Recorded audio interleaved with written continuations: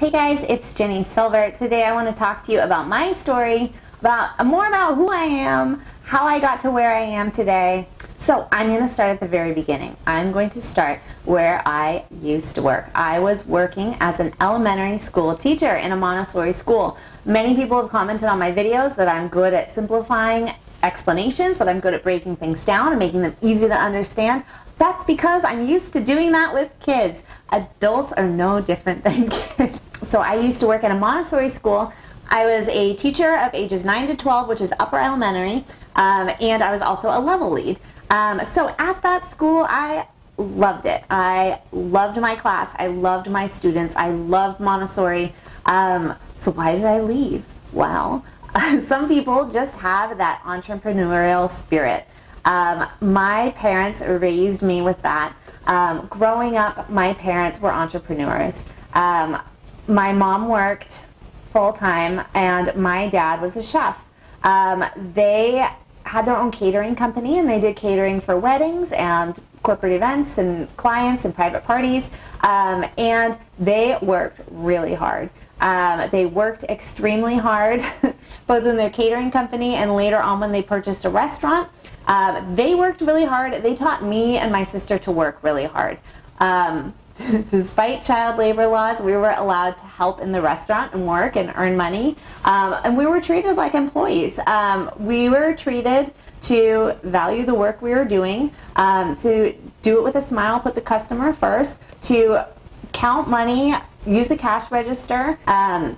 So at the age of 9, I was running a cash register in our cafe. I was standing on a step stool counting out change to customers that would come in, using my 9-year-old math skills to make sure I gave them the right change. I was only wrong a few times. They moved from their catering company to a restaurant, and while my mom continued to work full-time at her day job, she would help out as well on weekends. My dad ran the restaurant full-time. The restaurant did not do that well. It went under. They ended up selling it. It was extremely stressful for them and for their marriage and everything, but they worked so hard at it together.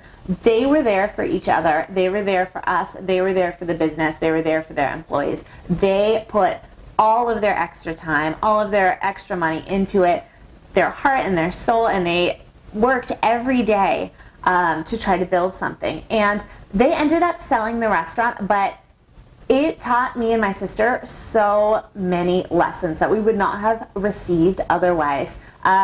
Working as a 9 and 10-year-old at a restaurant, working the counter, learning how to talk to people, learning how to count change, watching my dad work long, hard days, watching my mom put in time on the weekends when she should be relaxing from her job, really instilled in me a value for hard work and dedication and pushing forwards to reach your dreams.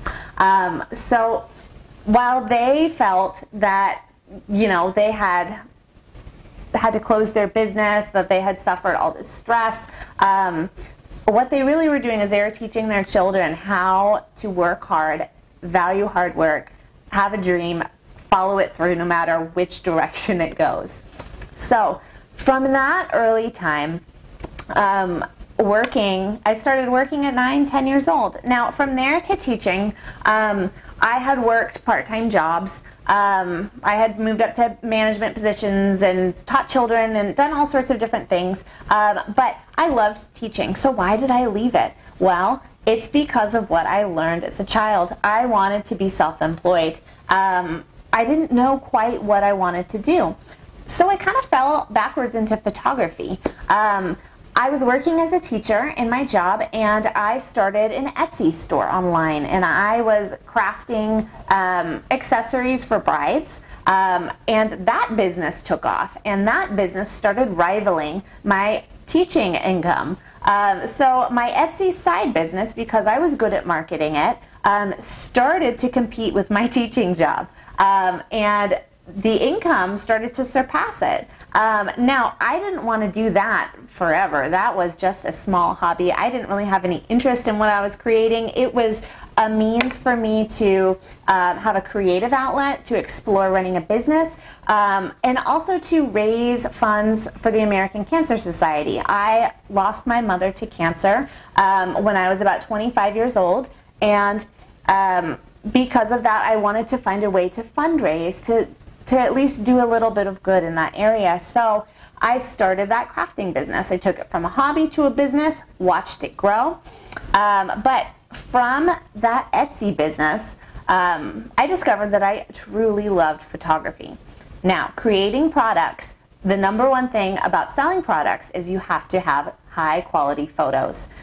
I began to send out my products to photographers to get them photographed for stock images, and I didn't like what I was getting back. Whether it was paid or a trade, I didn't like the photos that I was receiving back. They weren't on par with the style that I wanted to convey, the mood I wanted to convey, the details of the objects, things like that. So I started to teach myself photography. I started on very simple equipment and have some really embarrassing old photos. But I would have my friends model pieces that I had created, and I would create product photos that way. Once I learned how to use my equipment, I discovered that I really loved photography, but I didn't love what I was shooting. I wanted to shoot real emotion, real couples, real people. So I started asking friends and family members to kind of let me experiment with them, start to build a portfolio, and start learning how to shoot portraits. Now, everything that I learned from start to finish with my camera, I have been 100% self-taught.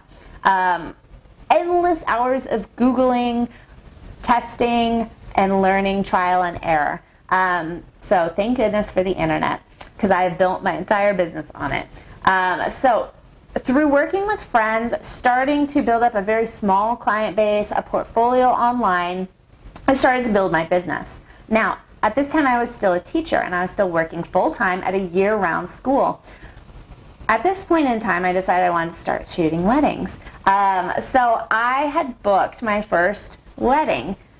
After I shot my first wedding, I knew that I was hooked. I absolutely loved being up close and personal with people on such a special day, with all their friends and family close, and I get a backseat pass. Not only that, but I get to create beautiful works of art that will be in their family for generations to come. And with having experienced that for the first time, I knew that I wanted to take my business that direction. So I immediately started building more of a wedding portfolio, and I started to, and once again, my job as a teacher started being rivaled by my self-employment. At this point, I was no longer running my Etsy shop. It was photography and teaching. Now, my photography work had taken off so much that I had. So part 2, I shot my first wedding. After that, I could not leave wedding photography alone. I decided that I wanted to start to build my wedding photography business, and I wanted to take it down that direction and eventually move to it full time. So I began booking more clients while I was working full time as a teacher, and it started to snowball. It started to build up momentum, and it reached to the point where I had kind of a choice to take a leave of absence from my job, ditch photography, or quit my job. So my school was year-round. I was used to working and teaching in summers, so I asked my boss if I could have the summer off. I told her exactly what I was doing. She knew I was doing it to work in another field, but she granted it, and I was so grateful for that. And so I took that summer off, shot a couple weddings, and at the end of that summer, my business had grown to the point where there was no turning back. I could either do it full-time and have it be what I dedicate myself to, or I could leave it and go do teaching full-time. So I had decided that I wanted to leave and attempt to be an entrepreneur and see where I could take my business. That's what I was feeling most passionate about. I wanted to see how much I could make it grow and nurture it to be my full-time job. I also knew that if I was doing two things simultaneously, I would not be doing either one very well. I was always thinking about the other while I was in the midst of one. So to truly get yourself moving forward in the direction of projecting your business to grow and push forward, you need to have that be the only thing that you are focusing on. If you are trying to grow a business while you are in another full-time job, that business is not going to grow to its fullest potential. You're going to be investing so little of yourself into that business. You're going to be draining all of your time, energy, resources, and creative energy into something else, which isn't the direction that you want to be going. Now, the same is true for your day job. If you're working your day job and you are thinking, planning, dreaming about your business, you are not paying the due diligence to your day job as well. So once you leave your full-time job, it can be scary. You can be very unsure of being able to pay your bills every month, being able to pay insurance, being able to buy food, things like that. However, until you take that leap and have that pressure put on yourself that you must succeed, your mind space, the urgency of it, and the amount of yourself that you're able to pour into it will not reach its fullest potential, and your business will not go on that trajectory to success. You can start to build it while you are fully employed somewhere else. However, once you reach a point where you have several months worth of bills saved up in savings and you are able to leave your job, leave it, because your business is not going to blossom until you do. You have to be able to just dive in deep and fully invest yourself and have that extra pressure and a little bit of fear to kind of push you forward to the next level. Now, once I left my job, my business just skyrocketed.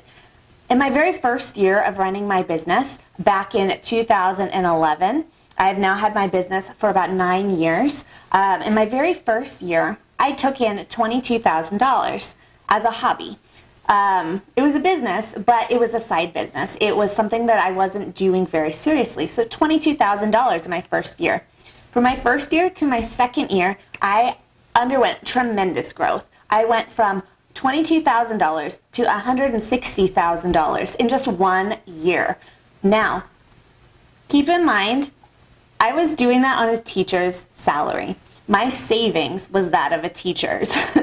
Teachers don't get paid very much. Now, I had no marketing budget.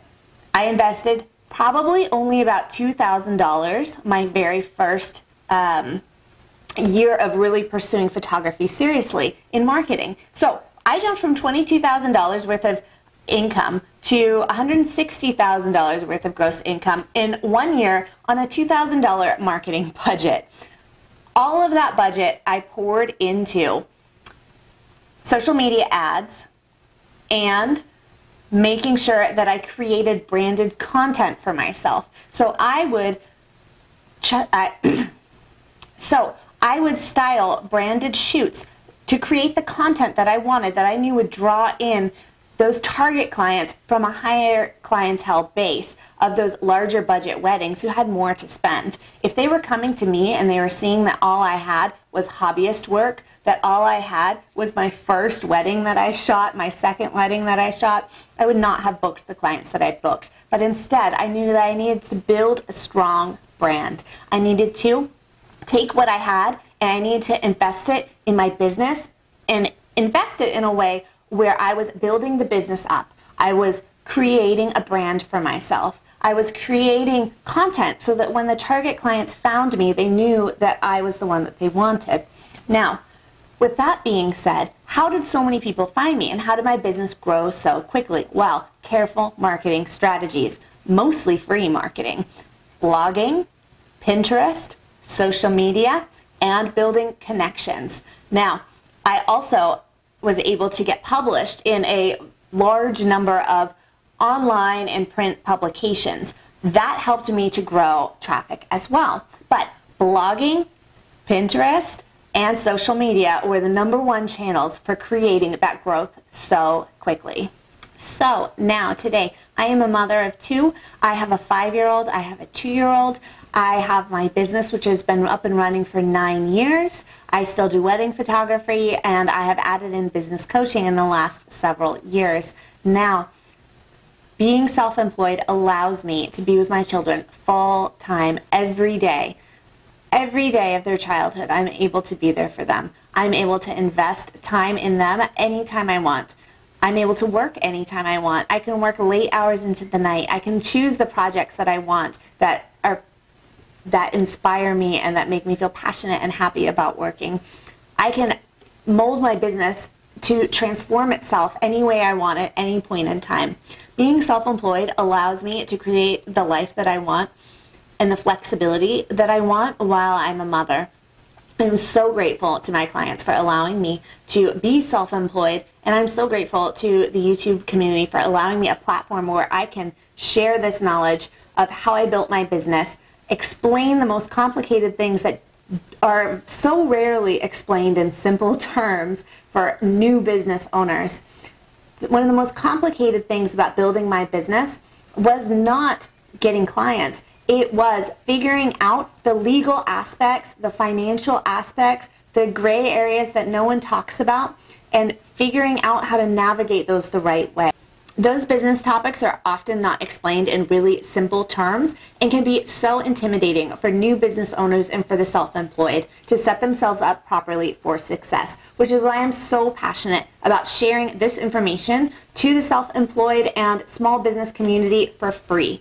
So, you guys, I hope this is helpful. I want you to know that even if you have no marketing budget, even if you are at a full-time job and you're trying to plan how to move and pursue your dream, you can do it. If I can go from a teacher to a small business in just a couple years, grow that small business from $22,000 to $160,000 and then up, so can you. All right, you guys, so make sure you click like, subscribe, because I like to share the most simple explanations for the most confusing business topics to help you grow your business so that you can reach your full potential.